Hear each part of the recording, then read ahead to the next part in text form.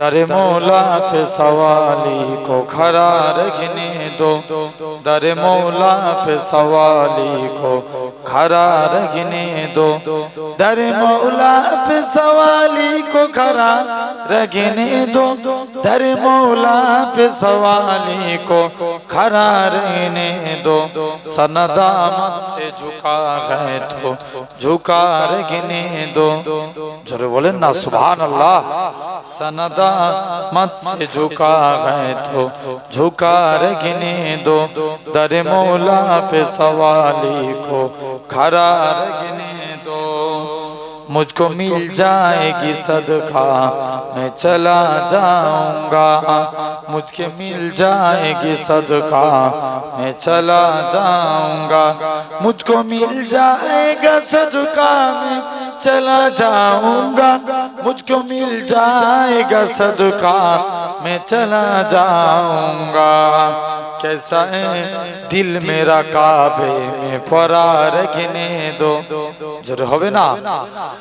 कैसा है दिल मेरा काबे में परा रखने दो, दर मौला पे सवाली को खड़ा रखने दो, दर मौला पे सवाली को खड़ा रखने दो। खुद ही फरमाएंगे मुजरिम पे बोरहमत के नजार, खुद ही फरमाएंगे मुजरिम पे बोरहमत के नजार, खुद ही फरमाएंगे मुजरिम पे बोरहमत के नजार।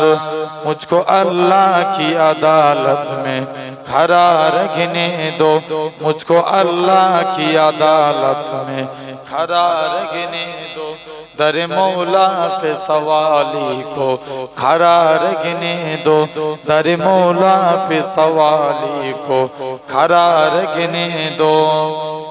छोड़कर आपका दर अब मैं कहाँ जाऊंगा, छोड़कर आपका दर अब मैं कहाँ जाऊंगा। इस गदा को इस साए में परा रखने दो, इस गदा को इस साए में परा रखने दो, दर मौला पे सवाली को खड़ा रखने दो। अल्लाहुम्मा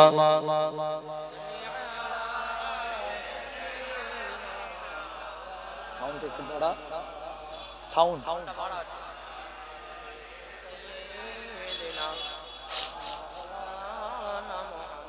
ভুলে যেতে চাইলেও ভোলা যায় না, ভুলে যেতে চাইলেও ভোলা যায় না।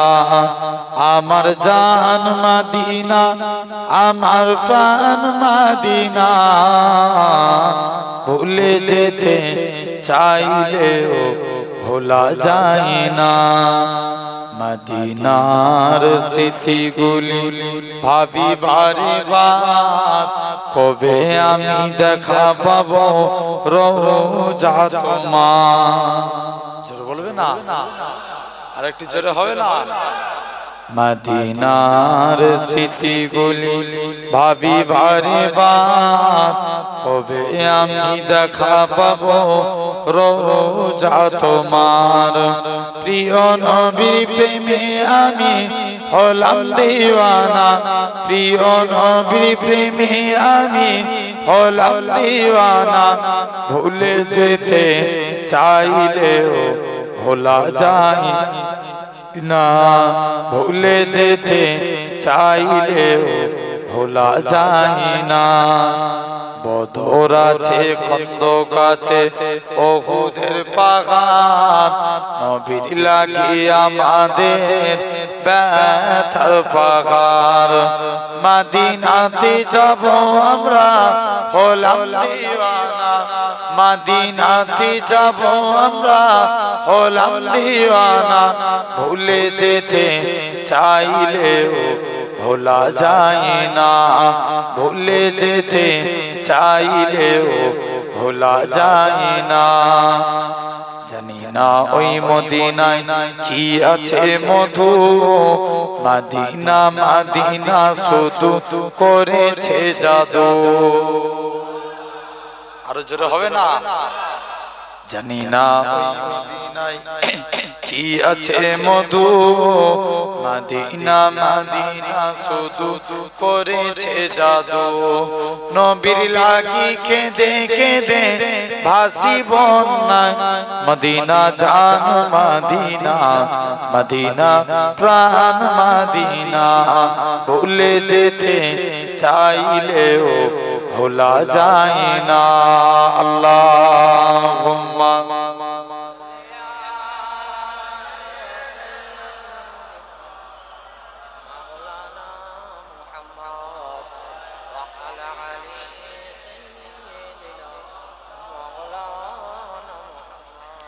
কালেমা লা ইলাহা ইল্লাল্লাহ।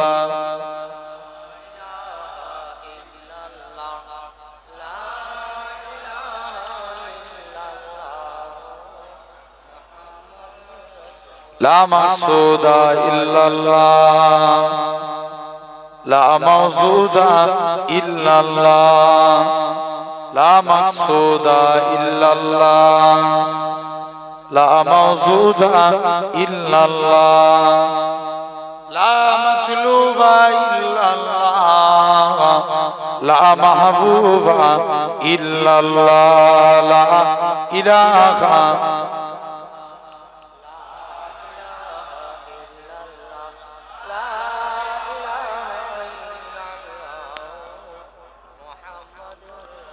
জমিনের মালিক যে আল্লাহ, আসমানের মালিক সেই আল্লাহ। উম্মত আমরা রাসূলুল্লাহর বান্দা, আমরা তুমি আল্লাহর। লা ইলাহা ইল্লাল্লাহ।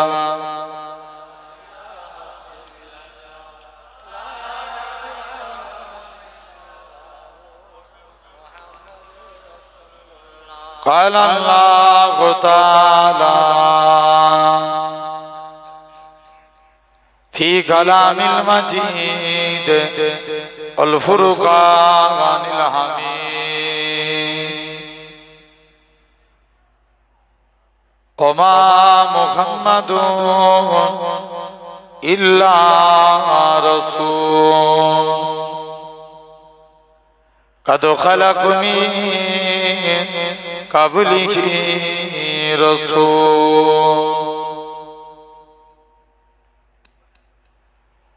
وقال رسول الله صلى الله عليه وسلم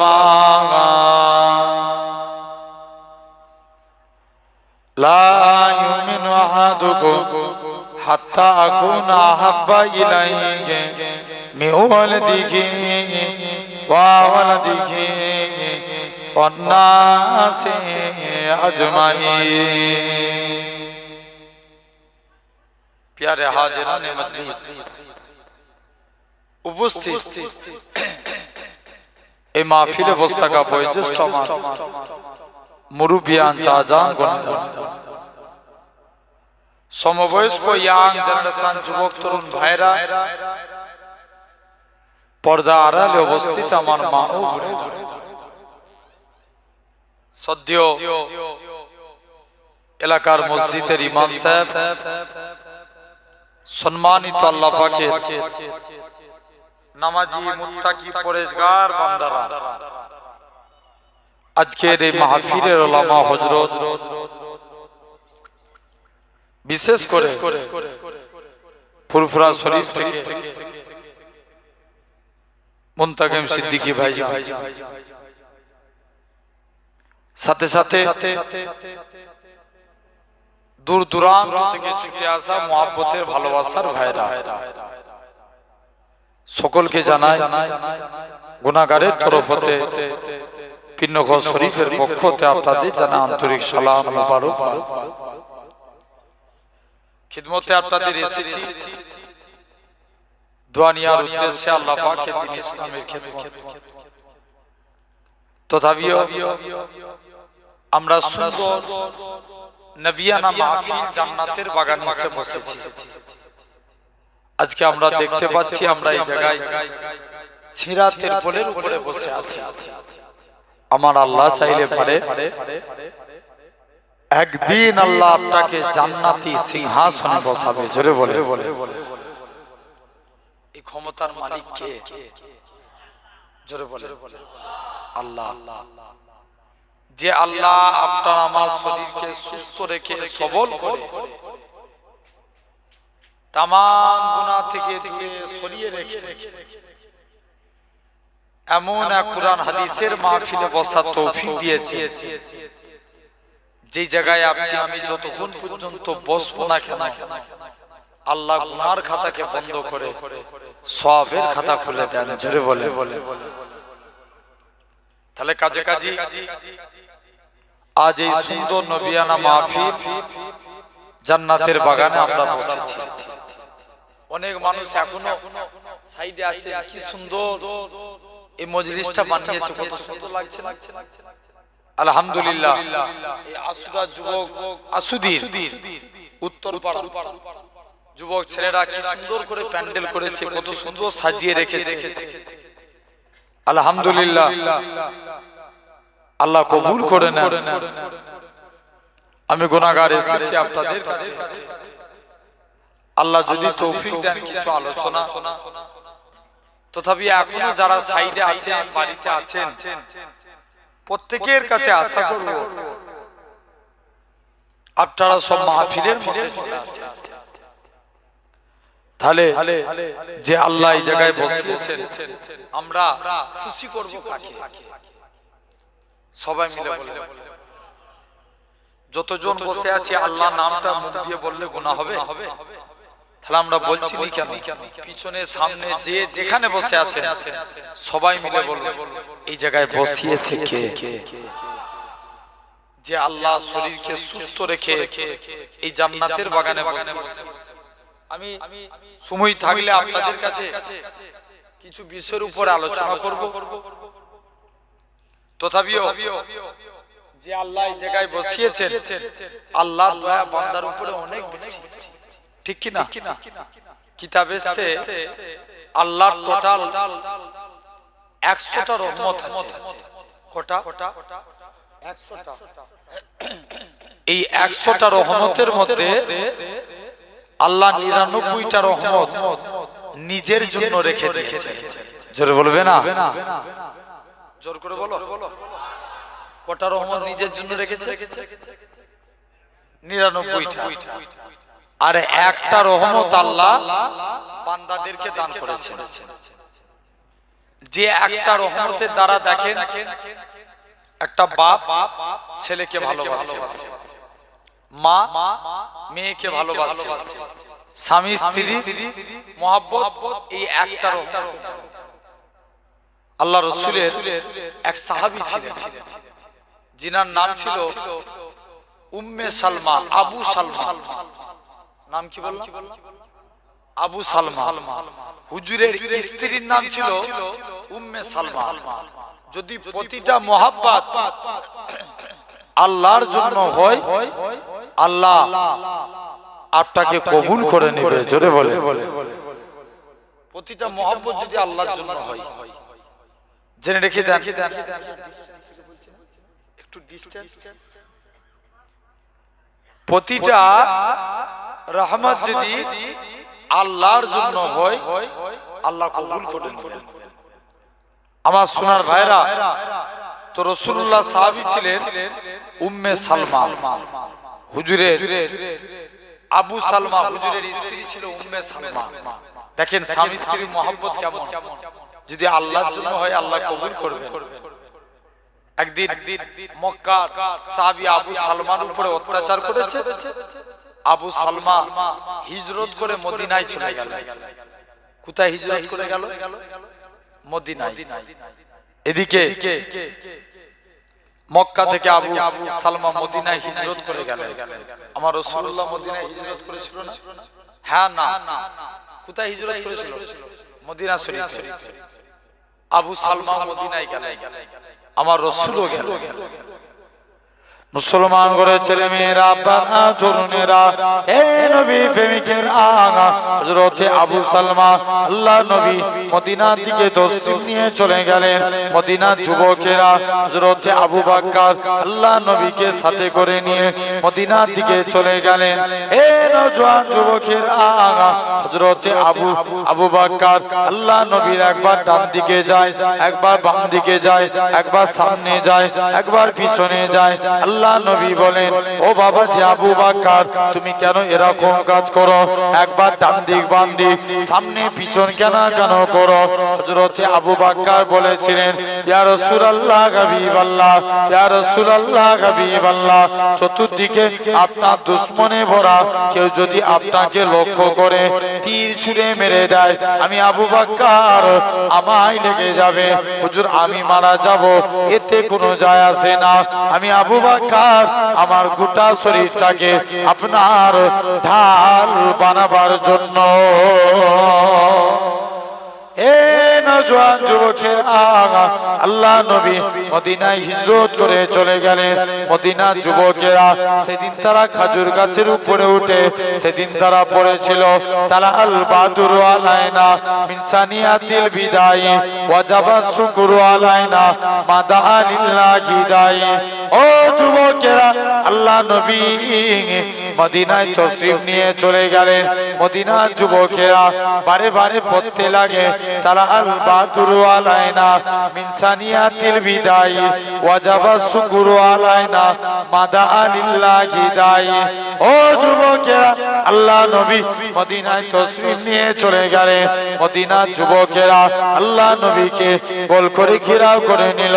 আল্লাহ নবী বলে, এ মদিনার মানুষেরা তোমরা আমি নবী আমাকে ভালোবাসবে।